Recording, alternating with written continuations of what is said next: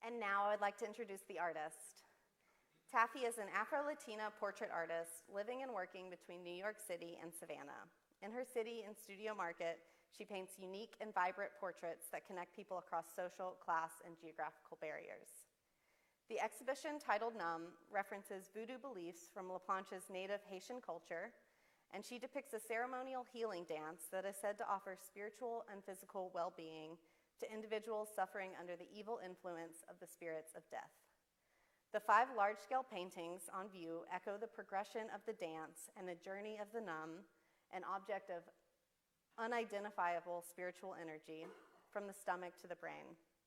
The paintings visually trace the numb, represented in the works by the colorful botanicals, up the stomach and rib cage, along the spine, and into the skull where the energy is released.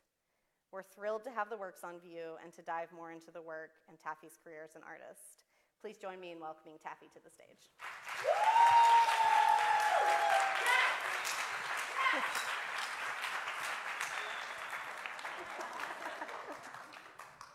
Sorry, I'm very eccentric, guys. We're so thrilled to have you here. I wanted to start with talking about the work being selected for Boxed In Breakout. So Hallie Ringgold, who's the curator I mentioned earlier at the Birmingham Museum of Arts, selected your proposal because, quote, in her words, the relationship between healing, dance, and voodoo. And now that we're years into the pandemic, we've been hearing a lot about vaccines, treatments, and wellness. And I love that how LaPlanche thought about the many ways that cultures experience disease, medicine, and healing. The resulting works are beautiful, dynamic, and invigorating, just what the world needs right now. So what did you think of Ringgold's assessment of your work and how it associates with the moment that we're in? Well, I think she pretty much nailed it on the head, Yeah. you know, and what I even think too is that she realized it before I did. Yeah. And I think the great thing about art is that through the eyes of other people, it kind of unlocks all this different potential that it has. And especially within the moment that we're living now, I mean, we've been through a lot the last 2 years. I mean, I may not even know some of you here, but I know that we've been through a lot. And this series does kind of really touch on just holding on to pain for maybe a little bit too long and just coping with it and learning how to let go of that, whether it be on your own or through other people who are just experiencing the same things. And I didn't even realize those parallels until she made that comment. Yeah. And it kind of was just a moment of like serendipity almost when I kind of read that, and I was just like, yeah, she got it, you know? And I think it also kind of gave me a little bit more of a boost when I was creating the pieces and realizing how much it related to kind of what I kind of went through with some things and what my friend went through and just like stories from other people that I've heard. Right. So I honestly, when she said that, I was just like, yeah, like that makes complete sense to me. That it was this more kind of universal experience that could speak to everyone, even though Absolutely. you, kind of speaking through your own particular cultural lens. And I'll just bring up an image too of the works where you can see Tafy in her studio with the painting behind her and really incredible visuals. And you were working on this series before you even applied to Boxed In Breakout, right? Kind of. Yeah. It kind of started with, I had this sketchbook that I had found, and it actually had like a white skeleton on top of it. I'm just always drawn to white skeletons. And I was like, you know what? This is going to be the time I finish a sketchbook, which if you're an artist, you know that's a very thing to say. But I was like, you know what? If I have a really cool idea, I can just fill up the sketchbook and it can be a really cool sketchbook story, right? And a comment that was always made to me was like, oh, you know, that's that voodoo magic you do. And I was like, voodoo what? Like, all I really know is just depictions from like media, and I was like, I know nothing about voodoo. So it kind of got in my head where I was like, oh, you know, like, what would be like the things I would want to like conjure up in my life if that was the thing that I did. And so I wanted to do this whole sketchbook of just like really cool images of like people that I would conjure up with like really cool skeletons. That was just like the basis of it. And I had done this one sketch, and I was like, uh-oh. I really like this sketch. It's going to be a painting now. And I think that sketchbook has 2 sketches till this day, and that was done back in like, yep, so progressive. I think that was done back in like October, but I always knew from that like initial sketch that I wanted to do a painting of it. I just didn't know that it would unlock all of this at the end of the day. And I think it was just somewhat of an inner journey. I was kind of like, why do I like skeletons so much? And like, why specifically white skulls? And why is it every time I see something with a white skull on it, I'm like, I have to buy it. So kind of just like do the research of all that kind of stuff led me to doing that. And so I wasn't really working on this when I had applied for it. It was really just a sketch, an idea, and a dream, and then just kind of like seeing where that can go, and seeing if it, related enough to someone who was just like, yeah, let's take a chance on this girl. So, and I just want to say, you didn't only turn it into a painting, you turned it into like a 5 by 6 foot painting. So you went from a very small sketchbook to a very large scale work where it was kind of taking that thing that you weren't as sure about into this, just putting all of your energy and dedication into it. So yeah, sometimes the art just kind of takes you where it needs to go. Yeah. And I felt it was kind of like, no, I need to be bigger. And so now it's like my height. So. Yeah. And I want to dig a little bit more into what you were talking about in terms of always depicting skeletons, which I think we have to point out also that Tafy has skeletons on her shoes and as her earrings. And so it's something that you're drawn to, and you said that, you had depicted these before and then did some more research into it and discovered that white of the skeleton kind of represented healing through the work, and I wonder if you could dig into that symbolism a little bit more. Yeah, absolutely. So, I kind of was at, I guess, somewhat of a crossroads when I was thinking about this comment that was made to me, right? And I was kind of like, all right, like I could either do research on my own and see how I relate to certain things, or, like reach out to other people within that community and see how they related to it. And I was like, you know what, I've just finished a series about other people and their stories. I really want this to be more from my perspective and how I relate to things. And so I kind of just looked up like, all right, like white skeleton symbolism, or like white skeletons within voodoo. And then that kind of just went into this whole rabbit hole. And usually, like Google rabbit holes can lead you into some really weird stuff. But this ended up just being a really beautiful research journey. And the first thing I found about it was how white skulls specifically represented healing within voodoo. And that was something that I never related to it before. It was always like, oh, it's like this dark magic and the other side and curses and, like, I guess Princess and the Frog. That's kind of all I really knew about it. And so when I saw that it meant healing, I got more intrigued about it. And the deeper I looked into it, it was like, oh, there's like this principal dance of voodoo, which is healing. And I was like, of course it's a dance, because anything within like my cultural background is always going to be a dance. It's always a celebration. But it was just something I never seen depicted in anything, and I really wanted to bring that a little bit more to the forefront because it's what I immediately related to. And as I looked more into it, the dance is called Numb, which is what the series is called, and it means this unidentifiable material. It's kind of like N/A when we don't know what to put on things. And it's how we carry this kind of just like dark energy within us, and it just kind of stays in the pit of your stomach. And until you physically try to like release it and go through that kind of like trials and tribulations for it, it will just remain there. And the whole series is about just kind of like going through that and releasing it out of your system until you're at a moment where you have to really kind of sit and reflect back on things in order for yourself to be like, all right, I have to let that go, and now I can move on to something better. Right. I mean, since we've already kind of gone into the series, I'd love to show some images of the works themselves and show how you represented the numb in the paintings through these really colorful botanicals.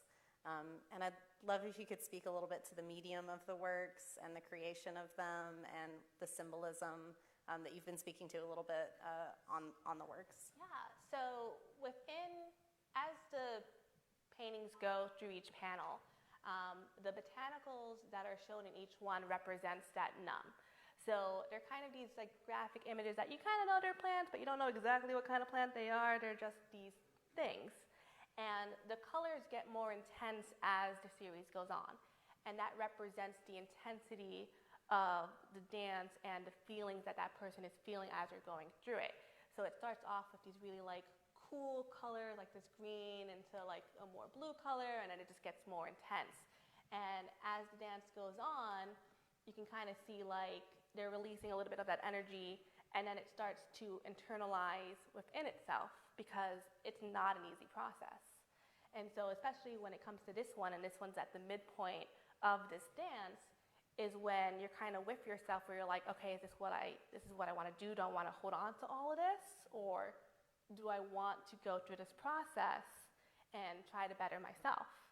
And it's also, what I really love is the next one of this one. And this one shows two people in it because, again, like you're not alone in it. I know a lot of times when you're feeling just a lot, you think you're the only person that's kind of feeling it. And sometimes it's important to kind of just lean on those that love you, you know, and those who are there to support you. And I really wanted to show that within this series because sure, it's pain, sure, it's loss and all that kind of stuff, but you're going to come out of it at the other side. And I really wanted to like kind of drive that point through. And what I decided to do too is have all the skulls painted on top of it in this kind of graphic lines, and it also represents where that num is currently traveling through at the end. So with this last piece here, you finally see the face. And what's so important about me showing the face at the end of it was that you're not so concerned about like who this person is. It's more like you're going through that journey as you're looking at each piece. And once that energy reaches your skull, you're kind of left to just have a moment of reflection and realize all the stuff that you just went through and what you're about to hopefully go through and give yourself that opportunity. And it's just a moment of stillness. So as like you're looking at him, he's kind of looking at you, you have that moment of just absolute stillness before you both walk away. But he's also my favorite. And I think it's really interesting because this is actually the work that you created first, if I'm correct. So it's like you almost started with this moment of healing and rebirth, even though it was the end technically of the series that you were painting. Yeah, and it's weird too because initially it was just going to be this piece. And I feel like with this opportunity, it really did force me to look more into the bigger picture of what I was creating. Because when I had this and I looked at the open call, I was like, okay, I have 4 more like windows to do. Like, what am I going to do here? And I loved knowing that this was going to be the final piece. I just needed to find the pieces myself to help you guys and help myself to realize why we got to this point here. And I felt that I also wanted to leave the viewers with that sense of optimism at the same time. And so, yeah, it's crazy to me how honestly, this was like a small little sketch in my sketchbook. And here we are with a whole series. So that right there is your celebration. I hear you. I think since we've been talking about a journey, you know, visually through the series, I'd love to hear more about your own journey to becoming an artist, which is a really interesting story, and I would love the audience to hear it. I mean, that's a crazy story, guys, so buckle in. Is what I'm going to tell you. So when I was 13, I had gotten diagnosed with type 1 diabetes. And at the time, it was more known as juvenile diabetes because a lot of people were getting it at such a young age. So me at 13 was considered kind of getting it quite late in life. But I was happy that I got it at 13 because I was in a mindset where I knew what was happening to me. And I remember the days in the hospital to just kind of pass the time and entertain the kids that were there. They would have a Nintendo 64 that would go around. And I was such a gamer back then. I am still a very, very big gamer. And all I really wanted to do was like play Smash Brothers and like defeat people as Kirby. You know, I was like, this is my cute little pink ball, and I just want to like release all the energy I'm having in this hospital. But because I was one of the older patients, they wouldn't give me priority over the Nintendo 64, which you would think like there's a 13-year-old in a hospital that we need to entertain. No, let's not give her the video games. So, you know, over time, it got to a point where they were like, all right, like, how do we entertain this kid? And I remember one of the nurses being like, oh, you know what, like, here's some pen and paper, like, do a journal entry of how you're feeling in the hospital. And I was like, that seems like homework. I am not gonna do that, but thank you. And I was really into anime back then. I was like really into Yu-Gi-Oh! And like Pokemon. I'm still into Pokemon. But there were all these nurses that would come in and out of my room just throughout the entire day, and they were really the only faces that I would see. So I started to draw the nurses that would come in and out of my room. And it would have these big sparkly eyes because anime was kind of the only style that I knew. And I would just post them all on my hospital wall. And I guess you can call it like my first solo show with an audience of me. And, you know, like my hospital mate, they were not into it. But, you know, it was kind of like my first time just drawing. And to me, it was just a way to kill time. And my mom was really the first one who was kind of just like, oh, like there's maybe something here. Like, let's put you into an art class and kind of see where it goes. And my mom is Puerto Rican, and if she tells you to do something, you're gonna do it. So when she put me in this art school, we lived in a predominantly Asian neighborhood, and I don't know how you found this school. Shout out to Red, Yellow, and Blue Art School in Flushing, New York. But they spoke Mandarin, and that's all they spoke. They did not speak English, and I did not speak Mandarin. But I was like, you know what? My mom went out of her way. She sees her daughter as an artist. Like, I'm going to do this. And so I went to that school for 4 years. Yeah. The only thing I learned how to say was like, ni hao and ni hao ma. Because I was like, if I can say hello, then I'm good, right? I was like, I just needed to show respect to my teachers. But I was really in a situation where I was forced to really observe what was placed in front of me. So they kind of started me with like these cartoon drawings, and over time, it went more into still life, and eventually they would just put people in front of me. And they would try to tell me like what to do, and I was like, okay, I see that he's like doing a line here, I see he's looking here, but the only thing that I had to rely on was the person in front of me and what was I feeling off of them. And so I kind of got into portraiture in that way. Right. And my introduction to portraiture was really like crossing that language barrier and understanding what this person was trying to emote to me. And that's really kind of where I fell in love with it. And over time, that's all I was doing. I was only doing like charcoal and graphite portraits.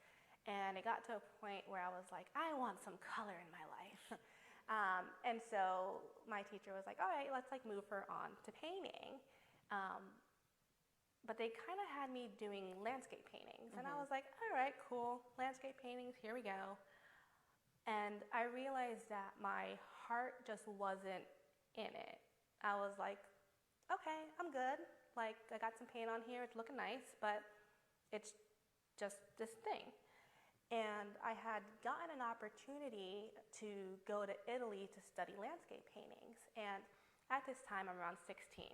So if you're a 16-year-old and you're offered to go to Italy with other 16-year-olds, you're gonna go, right? So I was like, yeah, let's do it. And I was like, all right, maybe if I see these landscapes in person, I will have that reconnection to art because that's what I had with people. So I was like, I just need to like see these landscapes. So we're in Italy, there's like 20 of us, and they kind of like let us loose in this like sculpture garden. And they're like, all right, like paint what you want and we'll like kind of critique afterwards. Cool. And I was very much that kid that was like, I don't want the same view as anyone else. I want to have a painting that no one else is going to see. Not thinking that like you as like the person who's creating it is already going to give you a different style. I was just like, no, if she's painting that house, I'm not going to paint that house. So I see a hill and I'm like, I'm going to climb that hill and I'm going to paint on top of that hill and no one else is going to be on this hill. It's my hill. And so I climb this hill and it's a field of sunflowers. And sunflowers is my favorite flower, so I was like, yeah, Italy gets it, they know. So I go ahead and I set up my little like table easel, and I'm like, this is gonna be the moment. This is gonna be the moment that I fall in love with painting. And I go ahead and before I even like have my paintbrush reach the easel, I hear a buzzing noise. And I'm from this city, so I hear a buzzing noise and I'm like, this is not it. And so I start just swatting away like rapidly. I'm just like, I don't want this noise. It's a distraction. It's very, very rude. I'm trying to get back into my art. And all of a sudden, like I hear it just stop. And I'm like, okay, that's more like it. Let's get back into the art. And I look out. The sunflowers aren't sunflowers anymore. They're just blobs of yellow. And I'm like, this isn't what it was a couple of seconds ago. What just happened? And I see this like shadowy figure kind of just approach from the hill. And I hear a voice that's like, oh, you got stung by a bee. And I'm like, oh, is that what happened? And I'm thinking to myself, okay, I'm 16, I'm in Italy. I don't have anything to take care of an allergy for bees because I don't know if I'm allergic to bees. I was like, the nearest pharmacy is probably down the hill that I can't see. No one knows I'm on top of this hill, what I'm gonna do.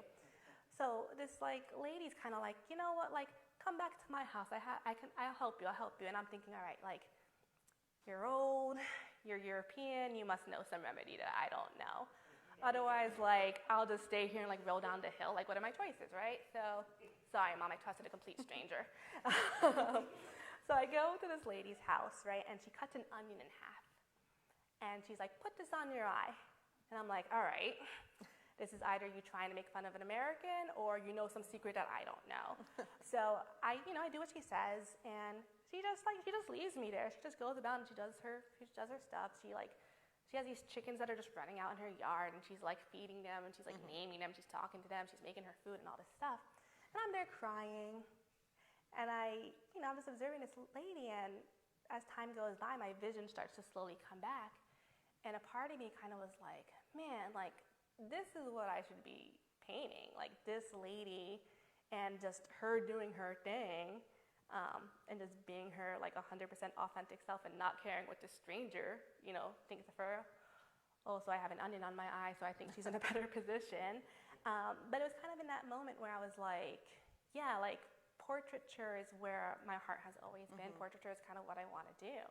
Yeah. And I remember for the rest of that program, I would actually just like do doodles of like the other students. I wouldn't even do my project, or I would try to like do some expressionist like landscape thing to say I did something, but then I would have this whole sketchbook of just like drawings of the people. Yeah, and I'd love to dive more into that idea of portraiture in your work. I think it's actually really interesting that there's only one portrait really in this series, that kind of end image again. But you kind of talked about there was a period in your life where you kind of lost that sense of art, where you weren't making it, but it was people and portraiture that, again, brought you back to it? Yeah. So, after that moment where I was like, I'm going to do portraits and things like that, I went to school and I had majored in painting, and I was like, yeah, we're going to do portrait painting. And immediately, I just compared myself to everyone that was around. And I was like, oh, I was really good at drawing portraits, but what if I'm really bad at painting them? And I kind of got in my head where I just wouldn't even try. I kind of was just like, no, I'm not going to be as good as this person. I'm not going to be as good as that person.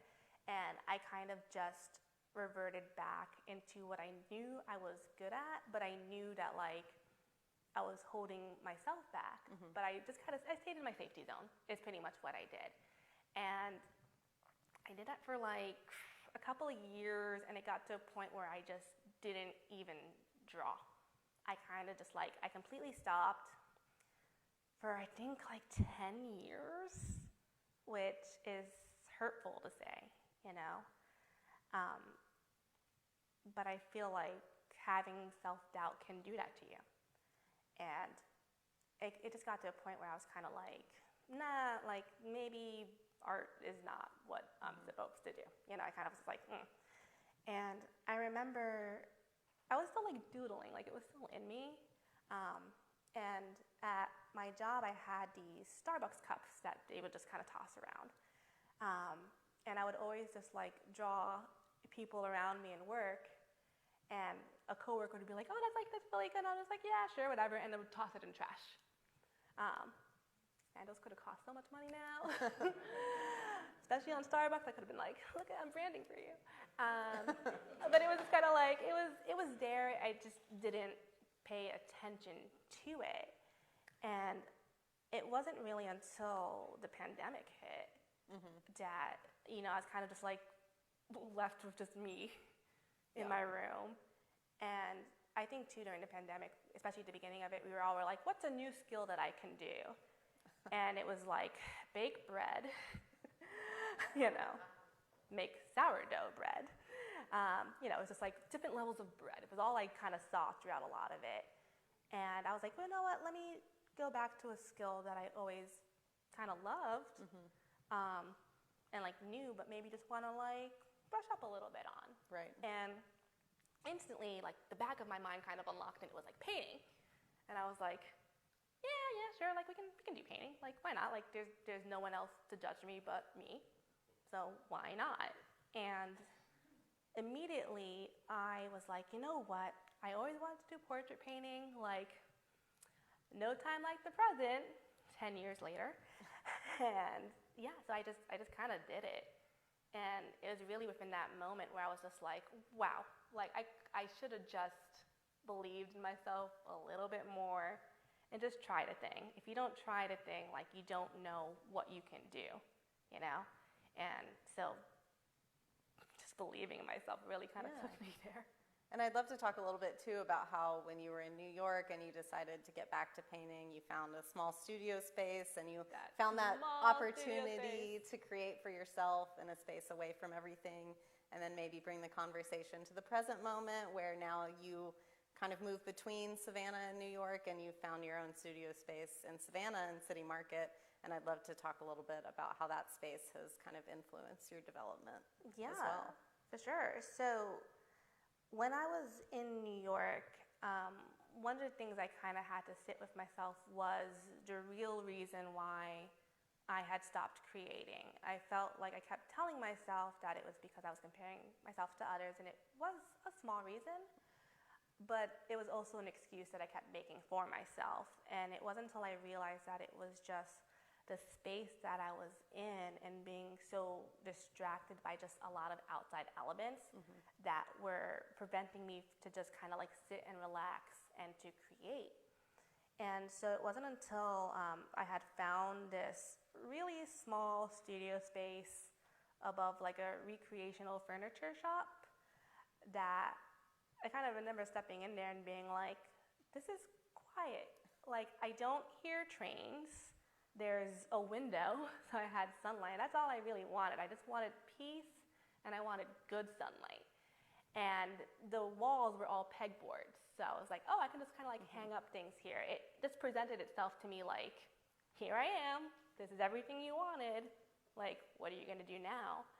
And so I kind of jumped on it. And even so, it was a small place. It was still a good space for me to just create and get out of that.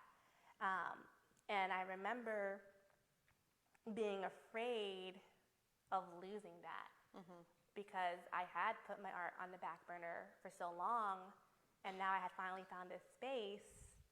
And then a year later, I kind of was in this position where I had to move. And I kind of was like, wow, like I had just found this space for myself. Now I kind of have to give it up. and it scared me. And I remember coming down to Savannah and looking into these studio spaces, and I found this space that looked exactly like the apartment that I grew up in. And there was this sense of like, yeah, this is kind of where I belong. And it had these like exposed brick walls, and like the place that I lived in had exposed brick walls, and it just was like this kind of instant kinship that I felt with this place. And I was like, I need this space. And so I started kind of just inquiring about like how it was to be an artist there, because it was really important for me to be in a space where other artists within that space felt free to create, because I feel like just being around other people with that energy is very important. And I remember just kind of like looking into other artists and seeing how, how they just kind of like being in there, and went ahead and put my application. And it's kind of like the moment where I was like, okay, yeah, let me do that move to Savannah. This is where I kind of need to be now. And so now I'm in that space. It's been really nice. It's just been really nice to be in a space where I can create freely. Right. And make these beautiful guys. I was about to say, I think you have a little more space in your Savannah studio than you did in your New York one. This would not have, like, one of these, maybe, no, I don't think they would have fit through the door. Yeah. I would have made it work, Yeah. I would have made it work. But definitely it wouldn't have been at the scale that I feel like they deserve to be at the end of the day. So I'm just grateful for that space, and to just make what like my heart really wants to make. Well, we're grateful that you chose to come to Savannah and make it your kind of home and community now. Yeah. Well, I'd love to just talk a little bit about, you've mentioned a few times how you're, speaking to your mom's Puerto Rican heritage and your dad's Haitian heritage, and how you're incorporating that into your work. And is that something you find really important to kind of envelop as part of your practice? You know what? It's not even something that I consciously really think about. Right. I think that I pull a lot from it because it's the most genuine way that I can create. I feel like pulling from my experience and how I feel about things is the most honest way that I can create, and it's the most honest way that I can share my stories and other people's stories with people like you and just with viewers across the world, I think that me having that openness with my work allows other people to basically feel what they're feeling at the end of the day, and to validate that it's okay to feel whatever you're feeling when you view the work, whether it's happiness, whether it's sadness, whether it's whatever, because at the end of the day, I'm not just making something and giving it to you and just like, here it is, I think that a lot of imagery that's from my culture, especially with the vibrant colors and just the boldness of things, has been coming out more in my work. I think for a very long time, I did a lot of things that were more, relied upon my technical skills of things. And it wasn't really until I started painting that I kind of got a little bit more free with that stuff. And I think what was really weird about it was I had always made these things in either a monotone grayscale or kind of just like these neutral colors. And when I got into painting, it was like vibrant colors everywhere. And I think that was just through like the colors that I've just seen growing up. And like I said, that was just through like walking around the neighborhood that like my mom grew up in, that was just like kind of going through my dad's house. And it was just the thing that my mind instantly kind of just clicked with. And I think that I've been seeing that more kind of come through this, especially with like this work here. I wanted to kind of join those two worlds together. I really wanted to go back to charcoal, which is a medium that I've just always loved and felt so super comfortable with. but not allow it to restrict me within that kind of like technical mindset that I had always worked with when I was younger. And so having that mixed media of the paint on top of it kind of allowed me to open up a little bit more creatively and merge those two worlds together. And I feel like this body of work has been the most like authentic to who I am, and it's like my style in general. Right. Well, I kind of just wanted to end on one final question, and then we can open questions for the audience. And you may have already answered this a little bit, but what do you hope the impact of this series of Numb is on the viewer? You know, I hope that it allows people to understand that it's gonna be okay. I think that, you know, as you kind of like go through each one and you feel the different emotions with it, that you're left with the feeling of like, I got this, you know? Or even if you don't got this, that you can rely on somebody else that's gonna help you get through it. So I just hope that it leaves people with a sense of hope. Well, I think that's a great place to then open it up to you all. If you have any questions for Tafy. Calvin? Well, I actually just have a comment. You know, when you take basic art classes and you learn, you know, the color theory in particular, and you learn about, you know, the negative stereotypes, you know, the color black and the positive stereotypes of the color white. So when you were doing this, and when you told, you know, your story about it, I immediately thought that, you know, you're really having to break those, you know, that negative stereotype about voodoo. Because it certainly does involve healing. It's not just, you know, death that's involved with voodoo. I just wanted to say that.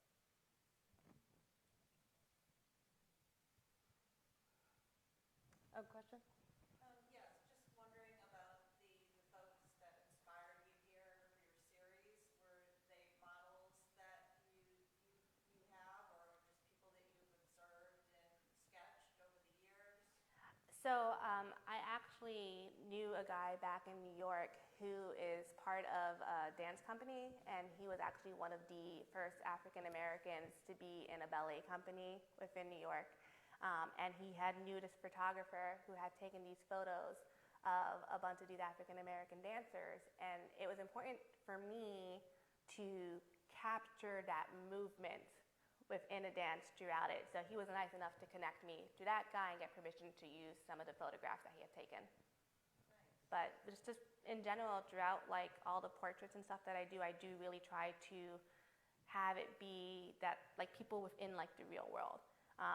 Sometimes it's people that I know, sometimes it's friends and family, sometimes it's just somebody that I had a random conversation with at a coffee shop and their story just kind of connected to me, and I'll reach out to them and be like, hey, like, how are you from like that moment in time, and would you want to be a muse? So I don't know, people drive me. So You've even connected to people through like Instagram before too, right? Like Yeah. reached out to people that way and made portraits of them. yeah, So.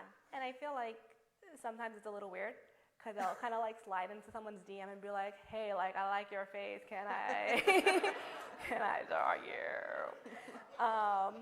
Sometimes it's just complete silence. I don't know if that means a block. And you know, sometimes people are just like, wow, like you wanna draw me? Like, why? And I'm just like, I don't know, there's just something about you and like something that I feel off of you that I kind of want to dive into a little bit more. Are you willing to have that conversation? Because for me, it's not just capturing someone's likeness, it's really getting to know who they are and how they perceive themselves, whether or not that be in the best light or maybe it is. But I really enjoy just talking to people and making them realize how much value they kind of have within themselves. That's great.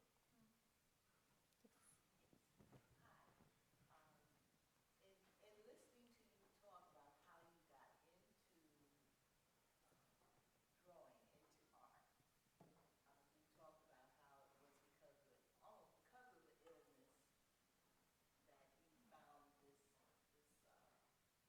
ability inside yourself. Has this work been healing to you personally? For me, it kind of gave me the opportunity to fall in love with charcoal again, and I never realized that that was a medium that brought me to such a happy place. You know, I'm a really neat and organized artist, which I know is not something you associate with others. But with like paint, I'm very much just like everything needs to be in its spot, nothing can like get on me. And with charcoal, I don't care how much black dust is all over my face. Like I would go home and it would be like coming out of my nostrils. It would just be on me. And I guess like in a way, it was this healing process where I was like one with the medium. And I felt that having that connection with it allowed me to really be just with this and kind of give myself to this. And what I love about this too is that all of these are my height. So for me, I was at eye level with these guys for a good couple of months. And I felt this like energy of just protection almost when I had them surrounding me. So I don't think that in the moment I felt that it was a healing thing, but it wasn't until they were all kind of just in my space and surrounded with me, and I'm still cleaning off the charcoal from like months ago, that it connected to me that that's what it meant to me. Okay, I think this is a follow-up to her question. You work in black and white now with charcoal, since you also have color playing. Which one do you see as more in your work powerful, which brings out the energy that you're looking for? Oh, definitely the color. Like that's color just throughout everything for me is what leads the work. Even when I'm working with clients, the very first thing I ask them is, what's your favorite color? I feel like there's so much within why a color is your favorite color and what you associate with it that just unlocks who you are. And even just with, like for me, I like the color purple, right? I feel like purple is a good sense of creativity. It's a good sense of just like being grounded. That's what I kind of associate with myself. I always felt like blue was such a loyal and like giving color. And I feel that a lot of times, especially within works that depict African Americans, the first color that people depict them in is blue. And it's like this dark blue color. And I remember drawing these and picking the color for the background. And I had that moment of like, you know, this dark navy blue. And I was like, I don't want to do a dark navy blue because that's not what I associate with. I associate a range of colors because that's the energy that I kind of see. And I thought it was really important for me to pick a color in the background that was going to make those colors pop and be the first thing that you notice when you look at these works. So where is it taking you now? You know, up, hopefully.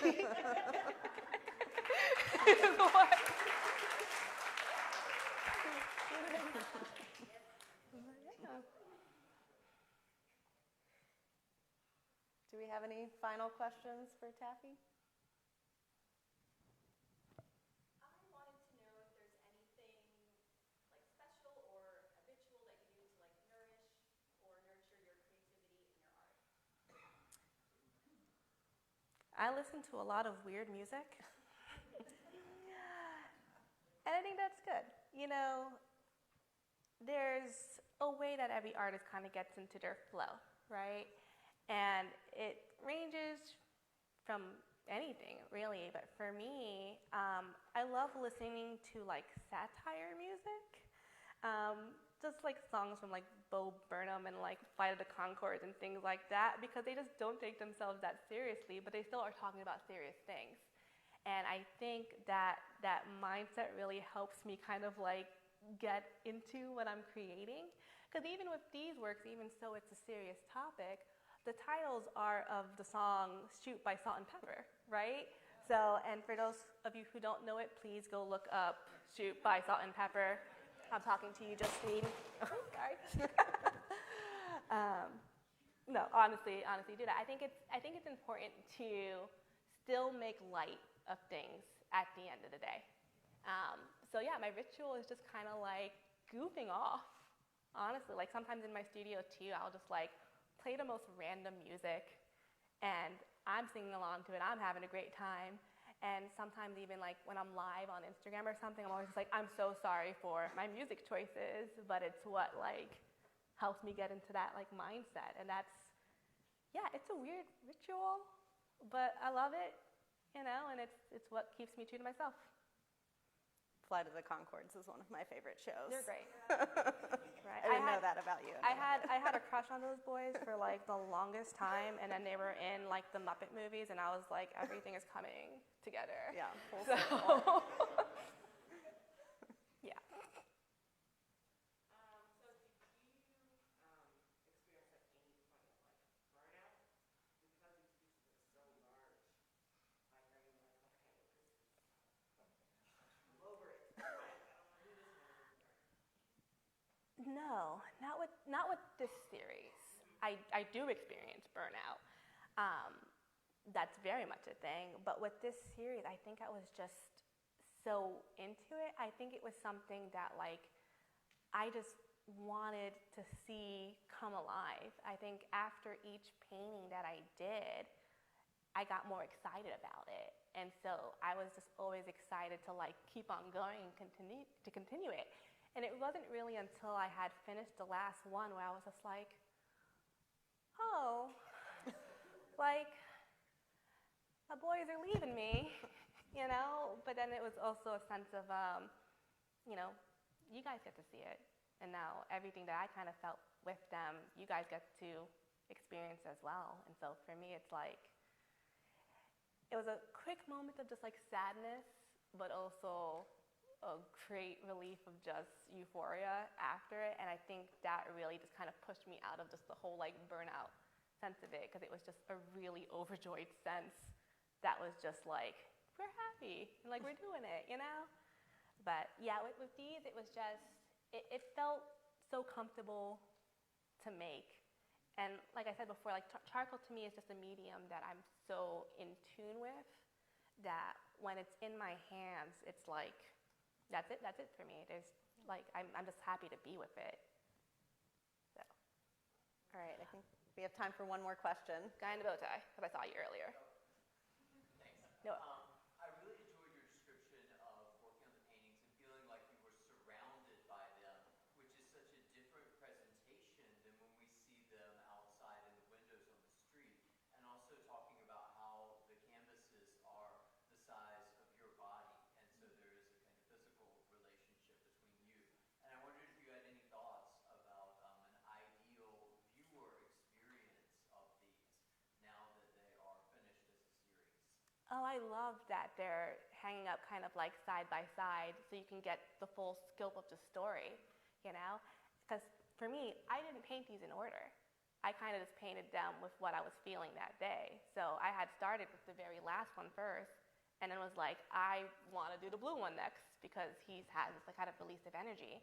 So for me, I knew what the story was, but all the pieces weren't put together in the way that I wanted it presented to everybody else. So I feel the way that they're presented now is the way that I want them to be, because now they're exactly in the order, and you feel that movement that you're supposed to feel until the very end. And to me, I didn't realize how big they were, you know, because I'm just standing here and I'm looking at him. My boyfriend is 6 feet, so to me, I'm just like, he's taller than these. Like, they're not that big.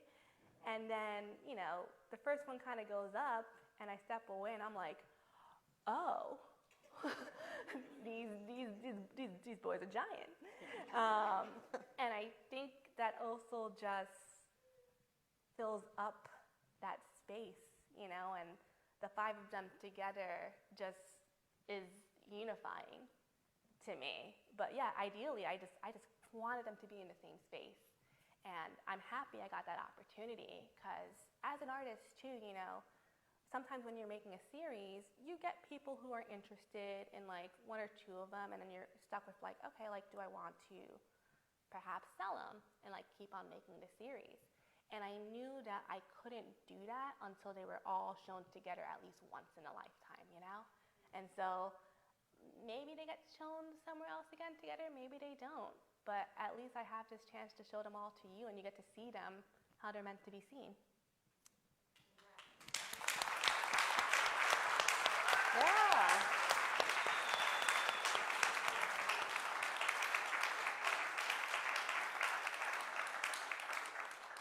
Definitely, I think that's the perfect spot to end it. It's encouraging you all to go out and appreciate the works as they're hung in the windows and appreciate the incredible work that Tafy's done.